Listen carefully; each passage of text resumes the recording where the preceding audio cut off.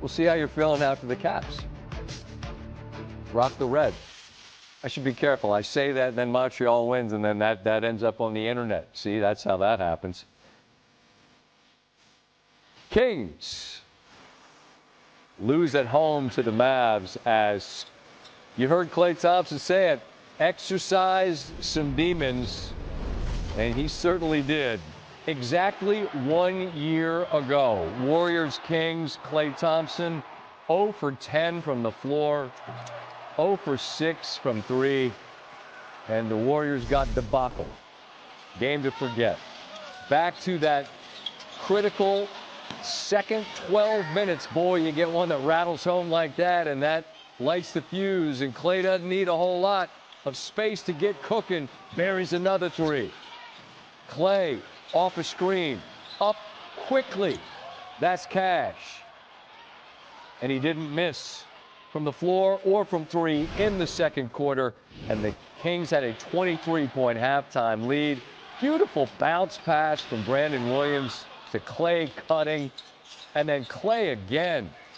8 of 11, 5 of 7 from 3, 23. And his coach raving about the vet's shooting performance. He got going. Being able to set screens with AD and him, and then also I thought the relationship between Klay and D-Live was at a high. They were channel 2ing him, and so he was being able to get the ball to D-Live, and I thought D-Live did a great job of playmaking. He didn't look to, he was unselfish. He didn't look to score.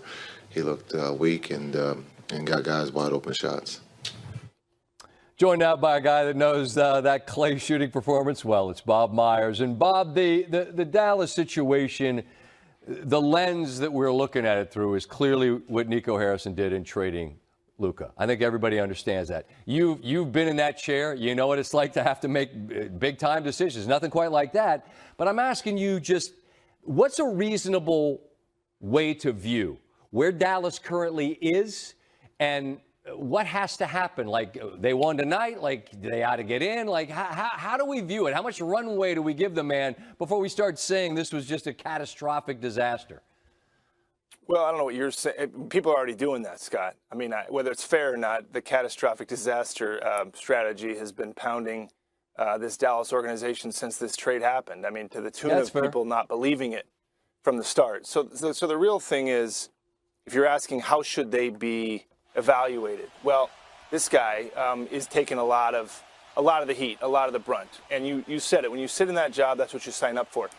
The thing that I think is interesting is that this is actually hard to watch. I mean, this is more, I think this is somewhat unprecedented. I don't know, Scott, you've been in sports a long time. Have you ever seen this kind of vitriol for a general manager? Have you seen this before? Not at that level. And then, you know, I get it. He has the press conference and then double downs and defense wins championships. 44-point second quarters win games, not championships. And I'm not excusing what he did. I mean, look, he's a grown man. He made the decision. He'll live with it.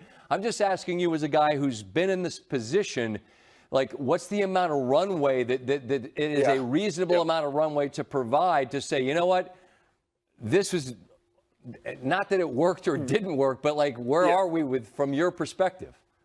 Yeah. So look, you're allowed to do what you're allowed to trade whoever you want. That's one of the hard and great parts of the job. A coach coaches the players in front of him. A GM can trade a star. He can trade 5 draft picks. He can trade a role player. He can trade whatever he wants. There's no boundaries. Things like this are very rare. So when I look at this trade, Scott, and I evaluate it, you say, okay, how do we evaluate this specific trade? Well, when you trade a player of this magnitude, what I would say is if we were playing poker, Scott, and I wanted to go all in, I would leave myself as many outs as I could. So when you trade a Luka Doncic, what Nico did was he traded for a great player. Anthony Davis is a great player, and Max Christie's a good player. And that first-round pick, who knows? I think where you get stuck and where people have been critical is not the fact that you traded Luka Doncic. And by the way, people are critical of that by itself. But when you look at the return, that's where people really get upset, and a lot of the Mavs fans have a hard time, because if I'm going to trade a player that good and in his prime, which again is very, very rare, I'm going to say I'm going to give myself an avenue to win now, which I think they do have an avenue to win now, Scott. With Kyrie Irving and Anthony Davis, there is an avenue. What they didn't do was give themselves an avenue via multiple first-round picks, things like that, for the future. In the event that Kyrie and Anthony Davis and this team doesn't work, then you can really evaluate this because you can say, we traded Luka Doncic, we had a 2-year window to prove that it was right, and it didn't work. Whereas I think, and I think a lot of the league thought, and again, I don't know for sure if I'm right, but you would hope that when you trade a player of that magnitude, you say, I've got a chance for it to work now, but I've got 3 or 4 first-round picks or young players that if it doesn't, I'm covered for the future. And I think that's where that organization put themselves in a little bit of a corner by saying, you're asking, what is success here? What does success look like? Essentially, this is a team coming off the finals, Scott. This is a team coming off the finals. I want to be clear here. I think I did a real poor job of framing this. I'm not saying it makes any sense to me because it doesn't, Bob. I'm just saying in the short term to just ask sort of is there a way to say, hold on now, actually, here's where maybe this makes sense. You have to come in ready to go. An elimination game, it brings out the best in any athlete. I'm going to go in with the mindset of just trying to run them out the gym. We try to make sure that we're coming out here playing with life and energy. You know, it's a do or die situation. You got to be prepared. We got to be ready. It's going to be hell. Welcome back to NBA Countdown, presented by Hennessy.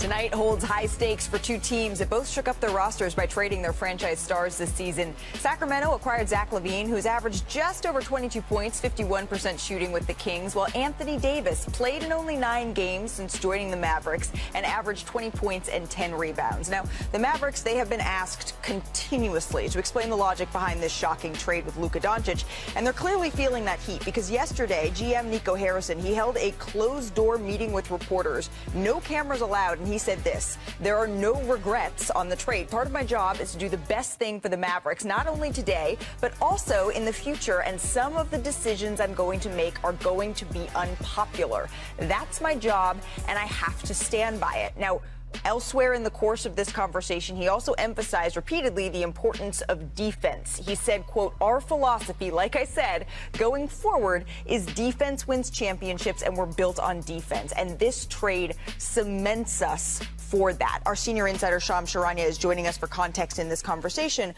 But Bob, you spent over a decade in the front office as a general manager with the Golden State Warriors.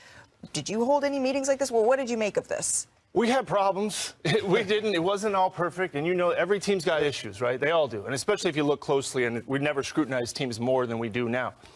But owning an NBA team is a private business, but it's not private. It's public.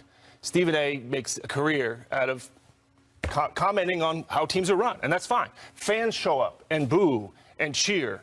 So it's as public of a private business as you can have.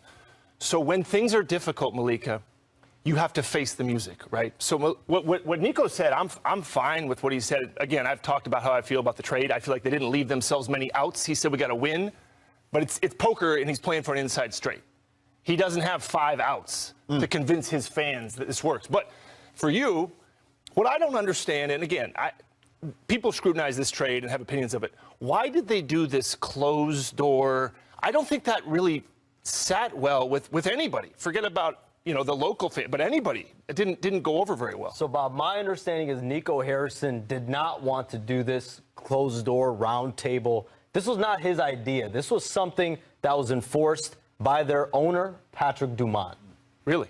And again, I mean, it's hard to run these things. It is hard to run these things, but in a situation like that, I think they were trying to repair some things. It felt like that, but it felt like some of the comments didn't land.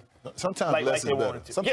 Sometimes less is better. You probably already said enough. What does it tell you, though, that the owner is essentially enforcing this onto the GM? Well, again, I don't owning a team, you get to do what you want to do, Sean. You get to do what you want to do. But this, I guess I would, anybody in the organization, the Mavericks organization, I don't think they could foresee this. Right. And maybe it's because Kyrie got hurt. Maybe it's because Anthony Davis didn't play right away. They referenced the 2.5 quarters that showed what they could do. But I think what they're doing now is we got to respond to this.